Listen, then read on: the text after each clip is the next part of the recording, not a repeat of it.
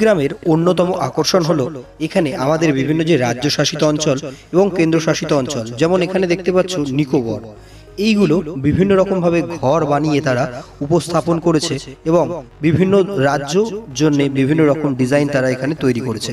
প্রত্যেকটা রাজ্যের নামে এক একটা ঘর এখানে তৈরি এবং তাতে আলাদা আলাদা ডিজাইন করা। একটু এগোলেই আমরা এখানে দেখতে পাবো আন্দামান।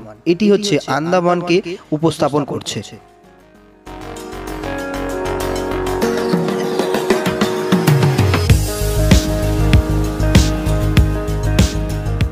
এখন আমরা এসে পড়েছি ত্রিপুরা।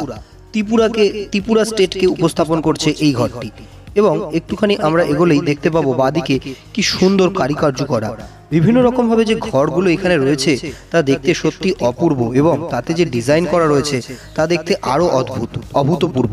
প্রত্যেকটা রাজ্যকে এখানে বিভিন্ন ঘর দ্বারা কিন্তু উপস্থাপন করা হয়েছে।